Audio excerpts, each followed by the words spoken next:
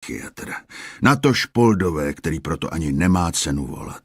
Pátá osoba chybí, ale právě ona je důvod, kvůli kterému jsem tohle naše malý randevu svolal. Teda svolal možná není to pravý slovo, protože kdybych měl čekat, až se milostivá společnost uráčí, uhryžu si tady nechty nudou. Naštěstí dokážu být přesvědčivej. Přejíždím je očima. Chlapkovi uprostřed se říká boxer a jako jedinej má kromě rukou svázaný i nohy. U něj je to nutnost, protože toho bych jinak neuhlídal. Umí to s bouchačkou i nožem. Má za sebou armádní výcvik a v životě už několik ran rozdal. I schytal, což mu jde vidět na ksichtě, takže když na něj koukám, skoro jako bych se díval do zrcadla. Je mu kolem 40, má krátký hnědý vlasy, pod nima hustý obočí a ještě o kousek níž pichlavý oči, kterýma by mě zrovna teď nejraději zabil a stáhnul z kůže. A nebo stáhnul z kůže a zabil až pak. Ale to jsou nuance, kterýma se začnu zabývat teprve, až budou aktuální. Na tváři má zaschlou stružku krve, táhne se mu přes pravej spánek a končí v pečlivě zastřižených vousech. Vídal jsem ho už dřív, ještě v odrbaných džínách, maskáčový bundě a s mastnejma vlasama. To bylo jeho pravý já, ovšem teď si najednou začal hrát na manekína. Jenže když chodíte častěji na manikúru než tahat železo, nějak se to projeví. Proto taky tady teď sedí s poutama na rukou, zatímco já můžu v klidu přemýšlet, co s ním. Co s ním a taky s těma 2 dalšíma. Po pravý ruce má dětka v obleku v ceně mýho auta, uhlazenýho Celadona, díky kterému to všechno před pár týdny začalo. Teda hlavně kvůli jeho prachům, ale to snad nemusím vysvětlovat.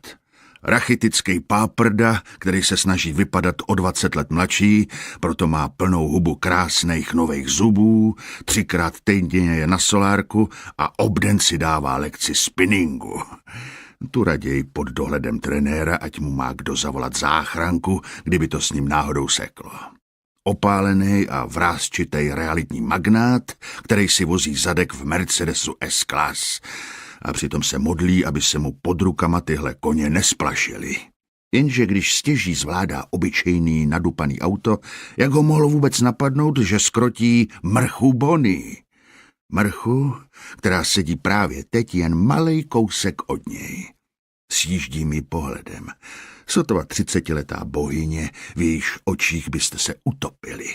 Pokud byste se k ním teda přes hrudník vůbec dostali. Vzpomínám si na jedno z našich prvních setkání. Co jste vlastně zač, Larsi? Já jsem anděl. Jen jsem nějak naštval Pána Boha a ten mě skopnul sem dolů na zem. Už ani nevím, co tenkrát odpověděla, ale ono u téhle ženský taky nejde o to, co říká, ale jak to říká. Když totiž promluví, zvedají se vám z jejího hlasu chlupy na rukou. A většinou nejen ty. Může se ptát, jak se máte, popisovat cestu z parkoviště anebo se bavit třeba o šunkový bagetě, ale vy ve všech těch slovech dokola slyšíte stejně jen tu jednu jedinou větu. Mohl bys mě najít u sebe v posteli, kdybys na to měl. Tak přesně tohle slyšíte. A ona ví, že to slyšíte. A vy víte, že ona ví, jenže na ní nemáte. Ovšem náš Celadon na vedlejší židličce na ní měl a proto jí v té svý posteli našel. A když po 3 společných nocích téměř kolaboval, zatímco ona se sotva rozehřívala, osvítil ho zřejmě poťouchlej Duch Svatý a nakukal mu, že skrotit tuhle kobylku bude snadný právě tak, jako přikoupit další činžák. A někdy v té chvíli se rozjel celý tenhle příběh. Jehož finále máme zatím ještě pořád před sebou. Koukám na tu bestii s našlapaným hrudníkem a dobře si uvědomuju, že i v téhle chvíli to na mě zkouší. Pohled má jako reklamu na psí útulek. Přitom si ale špičkou jazyka jen tak mimochodem přejíždí po horním rtu a spod dlouhých řas pozoruje, jestli to se mnou něco dělá. A ono dělá, jako pokaždý. Ovšem zrovna teď jsme tady kvůli daleko vážnější věci. Jeden z těchto tří je prolhaná prospěchářská ultramega svině. Druhý je v jeho vleku a třetí lže prostě jen proto, že to s pravdou nikdy nikam nedotáhl. Jenže já nevím, který z nich je který. A to se dozvědět musím, protože bez toho, abych si mezi nima udělal jasno, Golda nikdy nenajdu. Svýho kámoše Golda.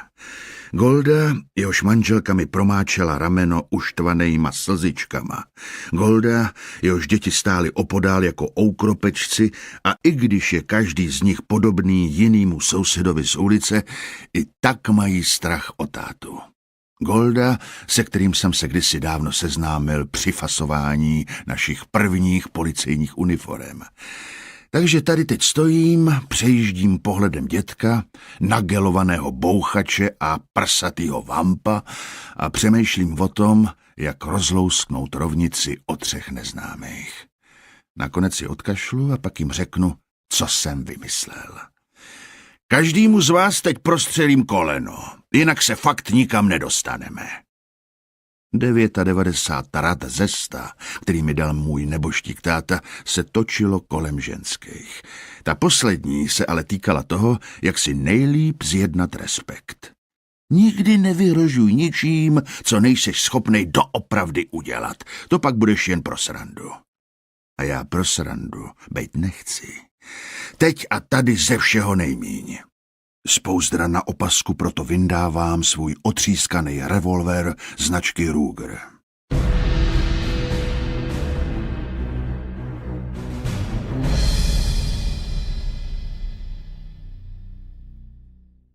Možná byste chtěli vědět, co jsem zač.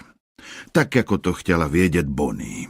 Tak, který jsem odpověděl, že jsem anděl. Žádnej anděl nejsem a nebyl jsem jím ani kdysi dávno v uniformě. Tehdy vlastně nešlo o nic jinýho, než o 10 zbytečných let, který jsem zabil tím, že jsem se snažil zavděčit tátovi. Policejní legendě, která si mě neuměla představit jinak, než jako pokračovatele rodinný tradice.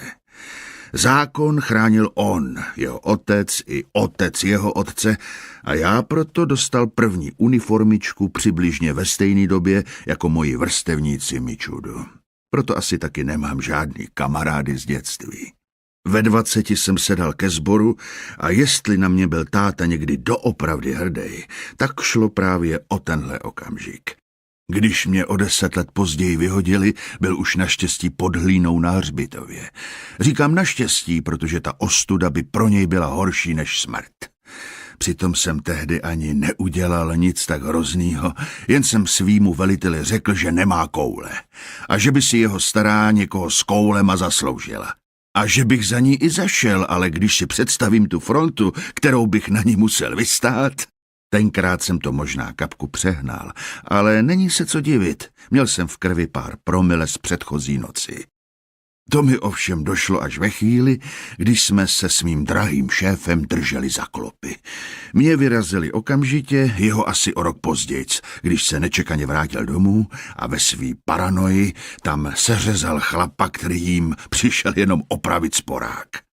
Když jsem tedy tehdy odevzdal pistoli a odjížděl s propouštěcíma papírama v kapse, cítil jsem se, jako by mi někdo přimontoval křídla, který jsem předchozí roky měl někde v zastavárně. Najednou jsem žil. Mohl jsem si dělat, co se mi líbí, kdy se mi to líbí a kde chci. Nemusel jsem poslouchat rozkazy, přikyvovat každý kravině a předstírat loajalitu. Mohl jsem poslat do hajzlu každýho, kdo mě naštval. A taky jsem si to patřičně užíval. Mohl jsem konečně bejt Larsem. Byl jsem sám za sebe a nejen poslušný panák, nejdřív v uniformě a pak s odznakem detektiva. Jo, to byl vlastně tátův druhej splněný sen. Když jsem za ním jednou přišel v civilních hadrech do kanclu a vedle jeho odznaku plácnul ten svůj. Detektiv kriminálky. Bože, ten byl pyšnej. Celý den mě vodil od jednoho kolegy k druhému a všem mě strkal pod nos. Podobným způsobem jsem pak během následujících let poznal většinu Poldů v tomhle městě. Později mi všichni na jeho pohřbu při kondolencích připomínali, ať se na ně kdykoliv s čímkoliv obrátím. A já to dělám dnes ještě častějc než dřív. Kouzlo synka policejní legendy funguje, jak má. Takže díky, táto. Vím, že bys asi nebyl spokojený s tím, čím se zrovna teď živím, ale ber to tak, že nedělám žádný špatný věci.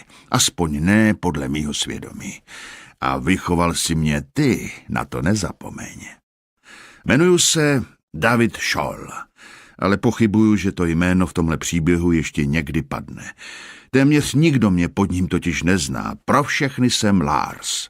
Zeptejte se v mý branži na Larse a každej vás okamžitě pošle za mnou. Když o mě někdo mluví, tak jako o Larsovi. Oslovují mě tak lidi, kteří mě vidí poprvé, stejně jako i ti, co mě znají z dřívějška. Nejspíš by mi tak teď říkala i máma, jenže ta zemřela, když mi bylo 12 a v té době jsem byl pro svý okolí ještě malej Davídek. Lars jsem totiž až od svých 15, kdy jsem objevil Metaliku. Poprvé mi tak řekl Simpy, jeden z kámošů, se kterýma jsme začali ve zkušebně řezat do kytar a bubnu. Vypadni od těch škopků, ty vole, nejseš žádnej Lars. Čím častějc mě vyhazovali, tím hlasitějc jsem bubnoval. Jako Lars Ulrich, po kterým mi ta přezdívka už zůstala. Pořád ještě mám ve sklepě našeho baráku starý sonory a občas do nich tluču tak, až přilítne někdo z nepoučených sousedů. Když mu pak otevřu,